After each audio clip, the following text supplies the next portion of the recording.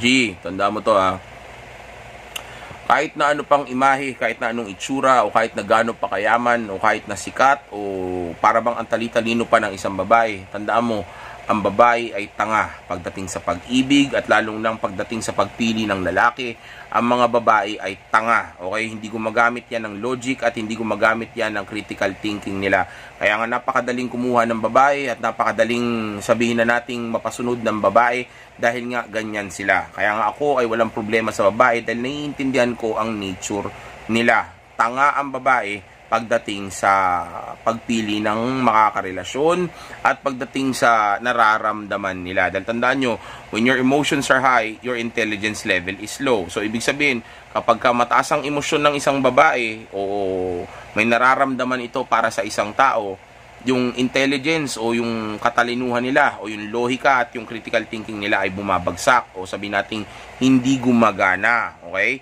And since itong mga ito ay mga emotional nga na babae, unfortunately for them, mga emotional silang mga nilalang, okay, then, kadalasan, ang mga desisyon nila ay mga palpak, okay, mga katangahang desisyon, mga hindi pinag-iisipan. Halos lahat ay galing sa nararamdaman nila. Kaya nga, karamihan sa mga ito ay nasisira ng mga desisyon nila sa sarili nila na galing sa emosyon nila. Okay? Tapos kapag gumawa na sila ng desisyon at nagkamali sila o napahamak sila, walang ibang sinisisi sila palagi at pati na rin ang mundo kundi yung mga tao na nasa paligid nila. Okay? Hindi nila magawa na sabihin nating sisihin yung mga sarili nila sa mga desisyon nila. Kaya nangyayari tuloy sa kanila ay patuloy silang gumagawa ng mga katangahan kasi nga hindi sila natututo at hindi sila ginagawang accountable ng mga taong nasa paligid, lalo na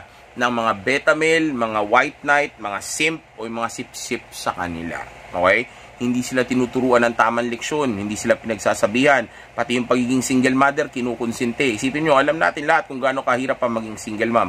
Alam natin lahat kung gaano ka-delikado ang sabihin nating dating life ng isang single mom. Alam natin na hindi na ganun kalakas yung yung power niya o sabihin natin kataas yung value niya pagdating sa dating market nito mga single mom. Pero still, sinasabi ng madla na okay lang daw maging single mom. Isipin nyo, pati nga gobyerno hinihinga ng tulong ng mga single mom kasi nga hirap sila sa buhay nila dahil nga mali ang maging single mom. Tapos ito ngayon si ay isang single mother na may edad na at hindi pa ganun ka-attractive yung itsura ay nag-asawa ng isang mas batang lalaki na actually mas bata pa pati siya ata sa anak niya. So totoo lang itong si ay pang lola na ito pero pumatol sa ganyan. So ano nga yung nangyari? Di ba? Nasira yung relationship nila. Nagkahiwalay din sila sa moment na matanda na siya. So paano ngayon? Well actually nung naging sila noon, matanda na rin naman na si ay. Okay, pero mas matanda na siya ngayon. So, paano ngayon yun? O, di malaki na ang tsansa na mamuhay siya mag-isa o mamatay siya mag-isa.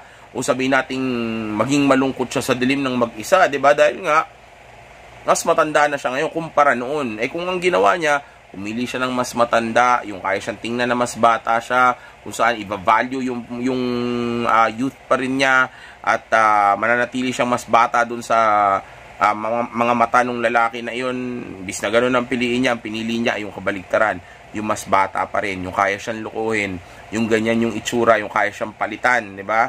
Dahil daw, ang sabi nga daw sa kanya ay, tanggap naman daw siya sa edad niya o sa mga bagay na hindi niya kayang gawin, like yung hindi niya na kayang mag-anak. Isipin mo, parang maniwala ka dun. Ganun ka ba katanga? Hindi man lang ba inisip na pwedeng magbago yun, na baka pag nagbago yung pagtingin niya na yun, ay napakatagal na nating nagsasama. Ibig sabihin, nag-invest na ako ng ilang taon ko o ng oras ko tapos saka tayo maghihiwalay. Eh di lugi ako doon nang dahil lang natauhan ka. Di ba? Ang tanga para maniwala sa ganun na ang emosyon ay hindi nagbabago. Sa edad mong yan, nakailang relasyon ka na, naging single mom ka na, wala ka pa rin pinagkatandaan, wala ka pa rin natutunan, wala ka pa rin sabihin nating mga bagay na dapat na na sabihin nating nagbigay sa iyo ng leksyon sa buhay. Hanggang ngayon, pa ulit-ulit mong ginagawa mali. Ito nga so ito lang, nakita ko rin kahit paano yung interview ni Boy Abunda dito kay Ai de las Alas. Well, hindi ko natapos, pero may mga parts ako napanood. Mamini ko sa inyo. Hindi ko natapos yan.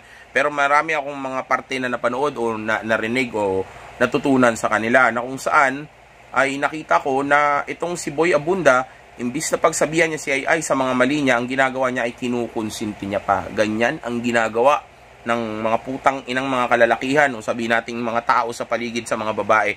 Pinapaniwala nila yung mga babae sa mga bagay na hindi tama o hindi makakabuti sa kanila, o sabihin nating dun sa mga bagay na gusto lang marinig ng mga babae na ito na okay lang daw maging single mom. Kahit kailan, hindi maging okay maging single mom. Mahirap maging single mom, delikado makipagrelasyon ang single mom, madalas sabihin nating nasisira ang relasyon ng mga single mom kasi nga single mom na sila. Lalo na pag pumili ka pa ng isang lalaki na alam mo kaya magpalit o maraming option. Sipin mo, balang araw matatauhan yan, balang araw makakita yan ng iba, makakakilala yan ng mas bata o mas maganda. So since yung youth at beauty ang most valuable asset ng mga babae sa dating market, then pagka nakakilala yun ng ganun at wala ka nun, then tagilid ka talaga. Lalo na pag nakuha na niya yung mga bagay na gusto niya makuha sa'yo, like maybe yung may bibigay mo sa kama o yung pera o yung kasikatan mo. Pag nakuha na niya yun, mawalan talaga siya ng gana. Kasi nga may iba na siyang resource, di ba? Ang tanga ng ganyang klaseng babae para gumawa ng ganyang klaseng desisyon. Hindi ko naman sinasabi na bobo, okay, dahil siguradong may utak din naman yung mga yan. Pero ang punto ko dito is ganyan sila katanga. Okay? Kaya nga gusto ko na isipin mo rin na, kumbaga, kung alam mo na utu-uto o sabi nating ikaw nga mismo na utu mo na napaniwala mo siya dun sa sinabi mo sa kanya na tanggap mo siya, okay? Then, dapat aware ka na pwede ring mauto siya ng iba. Tapos sasamahan mo yun. Isipin mo, gagawin mong asawa mo yun o gagawin mong nanay ng mga anak mo yung tanga na yun, na ikaw nga mismo na tanga mo yun, na uto mo yun, na na sabihin nating papanindigan mo siya, 'di ba? So kung may makausap yang iba, then malamang mauuto din siya dahil gano'n siya kaututo. Nauuto mo siya eh. O di mauuto rin siya ng iba. Magagawa rin siyang paikutin ng iba. Tapos aasawahin mo 'yon. O nandun na yung red flag mismo sa harapan mo. Kahit mismo siya eh, dapat alam niya 'yon dahil dati na siyang naging single mother, dati na siyang naloko, nagkaroon ng mga relationship na hindi nagtuloy. So dapat nagtanda na siya doon. Dapat alam niya na yung yung sitwasyon niya na single mother na ako, may edad na ako. Dapat di na ako basta-basta naniniwala. Pero naniwala pa rin siya sa iyo, di ba? So ibig sabihin, kung ganun siya mag-isip, then pwede ka niya ipahamak someday. Dahil parte siya ng pamilya mo. Lalo na babae mo yun o asawa mo yun. Kung ganun siya mag-isip at bara-bara siya magdesisyon at madali siya mauto tapos asawa mo yun, delikado ka. Isipin mo yung mabuti. Diba? Delikado ka. Kasi ganun siya. Tapos tinanggap mo. Diba? So, yan yung sinasabi ko. Kaya dapat itong mga babae na ito, kayo, huwag kayo basta-basta naniniwala sa mga sinasabi ng mga tao sa paligid. Lalo na ng feminism. Mga gago yung mga puki ng inang yan. Huwag kayo naniniwala dyan. Ginagamit lang nila kayo para magtrabaho o maging slave. Pero sa totoo lang, walang pakialam sa buhay niyan. Ang feminism ay anti-religion. Ang feminism ay against sa religion at against sa nature. Okay? Kaya huwag kayo naniniwala dyan dahil kung titingnan ninyo, yung mga babae na ang sinunod ay yung feminism, ang mga buhay nila ay nasira at naging malungkot. Matter of fact, karamihan sa kanila ay mamamatay mag-isa ni walang kasamang pamilya. Okay, napanood nyo ba o nakikita nyo ba yung nangyayari kay Chris Aquino ngayon? O, di ba? Single mother, inuna yung career, o ngayon, mag-isa siya. Yan ba ang gusto nyo? Bagay na pwede rin mangyari kay Ai. Bagay na nangyari din kay Pokwang ngayon. O, di ba? Hiwalay na rin siya. Kung kailan matanda na siya, o, single mother din yon. Yan ba ang gusto nyo? Talaga bang gusto nyo maging single mom? At sa inyong mga kalalakihan dyan, talaga bang gusto nyo mag-single mom? Tingnan nyo, o, ito, natauhan, o, di ba? Umalis din. So, nag-aksaya lang siya ng panahon niya doon. Pero baka panalo siya. Baka may napala siya, hindi natin alam. Okay? Dahil hindi naman natin alam kung anong tunay na storya. O baka talagang na-realize lang niya na hindi talaga para sa kanya itong relationship na ito. Hindi umalis din siya. So, ibig sabihin, ikaw ganun ka din. So, kung makikipagrelasyon ka sa single mom, o mag-aasawa ka ng single mom, o matanda na babae na katulad ni Ai, na hindi well, baka attractive sa kanya yan. Pero, yeah, ibig sabihin ko, kung ganyan ang gagawin mo, di balang araw, hiwalayan mo rin. So, inaksaya mo lang oras mo. Di ba? So, instead na aksayin mo oras mo sa mga ganyan, na pwede ka pa mapahamak, ang unahin mo na lang ay yung pag-abot mo sa tunay mong potensyal, o yung grind and purpose mo, yung self-improvement mo, o tutukan mo na lang yung sabihin nating, o ang gawin mo ay mag-date ka ng better na babae, okay? Yung less yung red flag, and also at the same time, yung sa tingin mo, pang matagalan. Kumbaga, mas bata sa iyo. Okay? Pang matagalan. Para habang tumatanda kayo, bata pa rin siya palagi sa iyo. Hindi katulad nito na matanda na.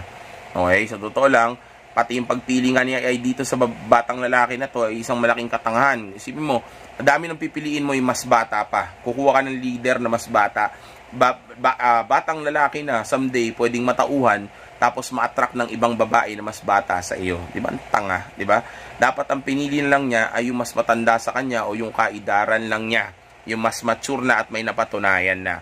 Di sana wala pa siyang mga ibang sinasabi ngayon na ginawa niya doon sa lalaki na yun. Kung yung lalaki na yun ay may sariling kaisipan na, o sabihin nating may magandang buhay na. Hindi katulad nito na siya paraw. Sabi siya daw ang bumuhay o siya raw ang tumulong para maging maayos yung buhay. Yun ang sabi nila. Hindi ko sure yan. Disclaimer. Okay, narinig ko lang yung bagay na iyan. Pero yung punto ay papanindigan ko. Kumbaga, ganun pa rin yung punto nun. Okay, kumbaga, yeah. Okay, lang masyado pa magsalta dyan. Dahil alam nyo naman, usong-uso ang mga demandahan ngayon. Kaya nag-iingat ako. Okay, so, again, umiwas kayo sa single mom. Hindi para sa atin yan. Kung talagang gusto maging alpha o maging high value male, umiwas kayo sa mga single mom. Ang single mother ay para lang sa mga beta male simp. Okay? Yung mga yan ay hindi nag-iisip. Yung mga yan ay masyadong, sabihin nating, ano na, kumbaga, yung mga yan ay, meron ng mga emotional baggage, meron ng mga mental issues, okay? Mga damaged good na, lalo na kung may edad na. Kaya iwasan nyo na yung mga yan. Ibigay nyo na lang yan sa iba.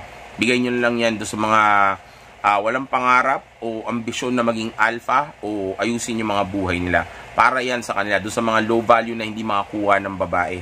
Dahil kung kung isa kang tunay na alpha male o kaya mong kumuha ng ibang babae, hindi yan yung para sa'yo. Diba? Dahil ba't ka pipili ng ganyan? Diba, napakaraming red flag.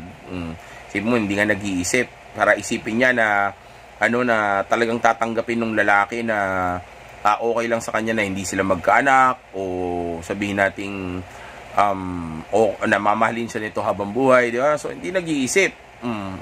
Tanga, di ba? Stupida. Tapos aasawahin mo, di ba? So matuto kayo. At sa mga kababaihan diyan, again, hindi tama ang maging single mom. Magalit na kayo sa akin, sa mga single mom diyan, magalit na kayo sa akin, gusto niyo magalit. Pero ako na mismo nagsasabi sa inyo, hindi tama yung buhay na mayroon kayo. Hindi ko kayo bebebehin, hindi ko kayo sisipsipan. Instead, itatama ko yung mga buhay ninyo dahil gusto ko magpakatotoo sa inyo para nang sa ganun, o sa gayon, ay may ayos ninyo yung mga buhay ninyo. Dahil sa sobrang dami ng mga sipsip sa paligid, ang goal ko ay kahit paano, at least ako, masabi ko sa inyo yung totoo, na hindi tama at isang malaking katarantaduhan ang maging isang single mom. Okay? Lalong-lalo na kung matanda ka na, o sabihin na nating lalong-lalo na kung hindi ka ganun ka-attractive physically. Okay? Wag mo nang pababain yung yung value mo sa dating market. Dahil laging talo ang isang babae na walang anak sa isang babae na, o laging talo ang isang babae na may anak sa isang babae na walang anak. Okay? Lalong-lalo na kung itong babae na kalaban ng single mom ay mas bata at mas maganda sa kanya. Okay? Dahil nga yung sa kaso ni Ay, yung ex-husband niya ay sabihin nating mas mataas na yung value ngayon, dahil alam ko graduate daw yata ng ng pagpipiloto, 'di ba? Tapos nag-stay sa Amerika, o nakakapag back and forth sa Amerika. Ewan ko, rinig ko lang, hindi ko sure. Correct me if I'm wrong. Okay, ayoko magbigay ng wrong information. So, correct me if I'm wrong. Pero yun ang pagkakarinig ko. So, ibig sabihin, mas mataas na yung value niya ngayon. Lalo na kung mas umayos yung itsura niya, tapos naging sila pa ni Ay. So, tumaas yung niya yung niya kahit paano, yung market value niya, kumpara sa noon. Well, alam kong nakakababa tingnan para sa ibang mga kalalakihan o mga babae sa paligid na ang isang lalaki ay magkaroon ng single mom. Pero si ay kasi yun. So kahit paano, tataas yung value niya doon. Kahit paano. Okay? Pero hindi tataas ng sobra. Makakadagdag lang. Okay? So nakadagdag yun sa kanya ngayon. Okay?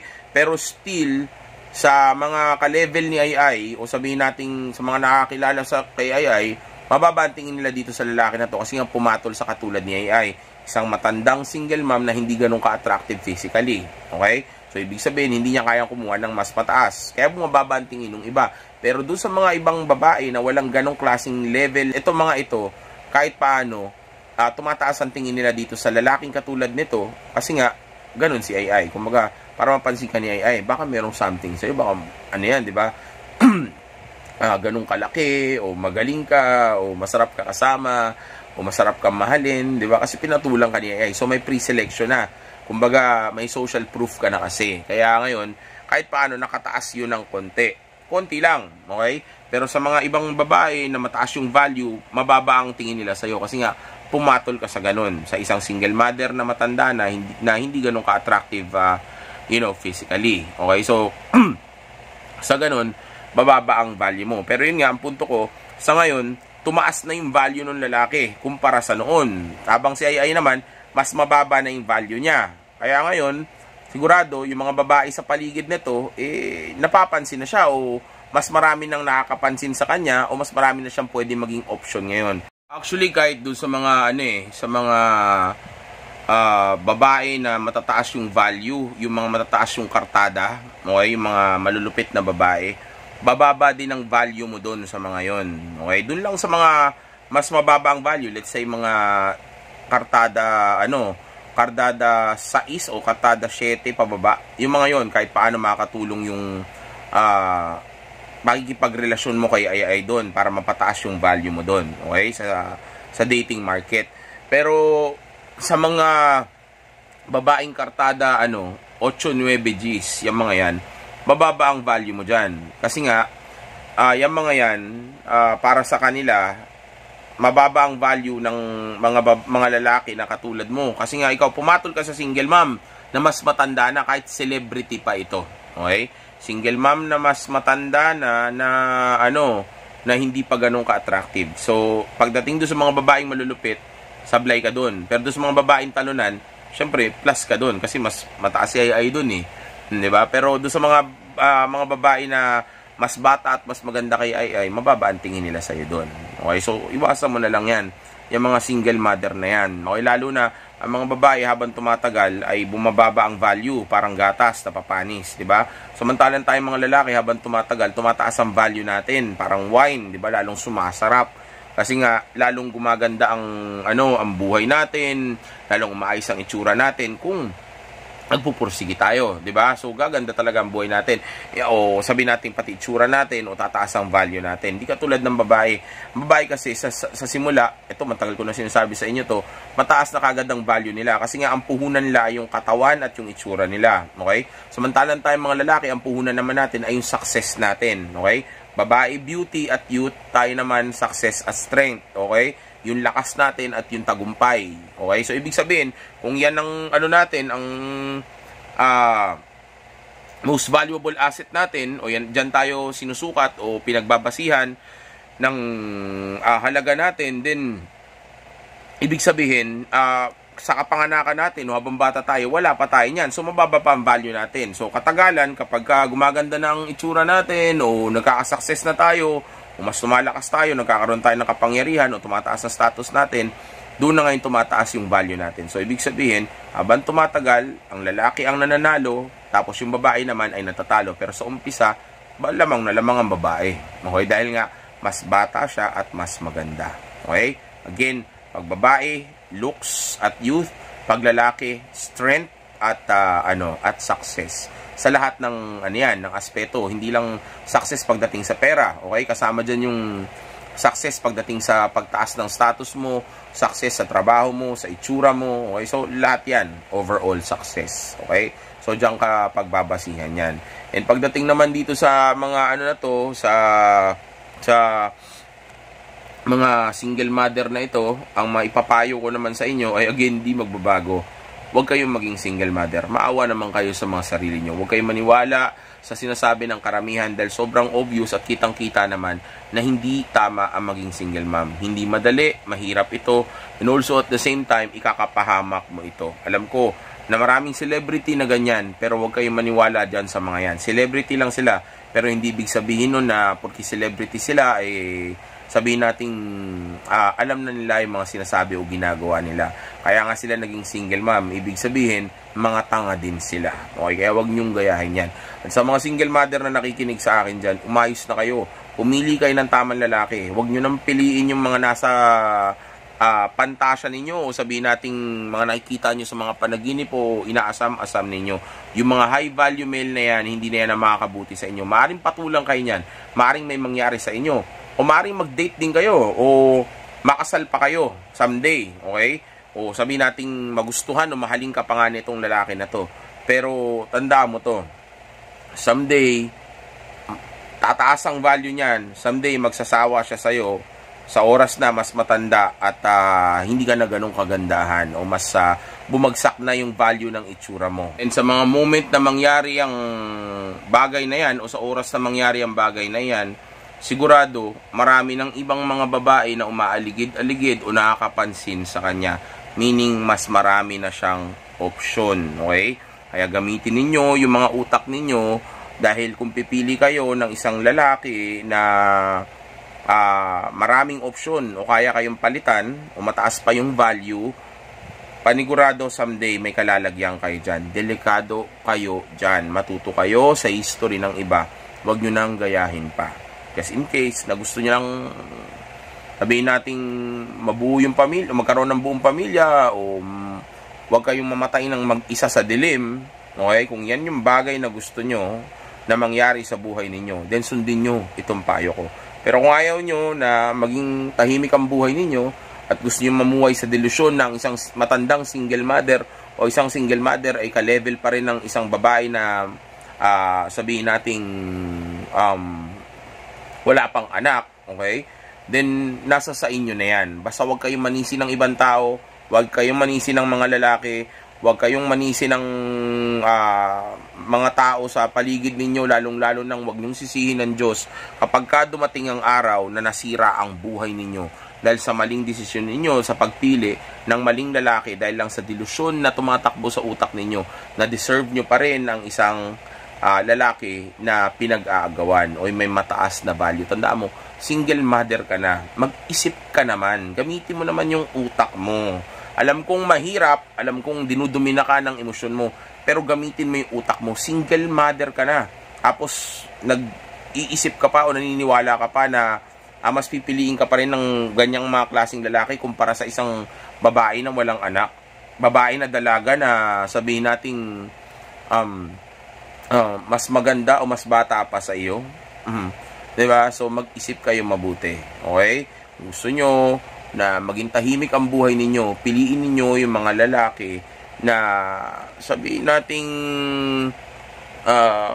yung tipong patay na patay sa inyo o yung hindi kayo kayang palitan o hindi kayo kayang lukuhin o yung mga lalaki na hindi pinag-aagawan. Yun ang para sa mga single mom, okay? Kahit na gaano ka pa kaganda o kahit na gaano ka pa kayaman o kahit na gaano ka pa ka-attractive o gaano pa kaganda ang personality mo o kataas ang value mo na inaakala mo sa dating market, okay? Still, kung gusto mong tumahimik o gusto mong magkaroon ng maayos na asawa at hindi ka mamatay mag-isa sa dilim, ang piliin mong lalaki ay yung lalaki na willing kang mahalin o yung hindi ka kayang palitan. Huwag mo nang isugal. Pwede ring mag-work, pero huwag mo na lang isugal. Napakaliit ng porsyento na ang bagay na iniisip mo ay mag-work. Yung magkakatuluyan kayo ng isang high value male habang matandang single mother ka na hindi na ganun ka-attractive ang itsura mo.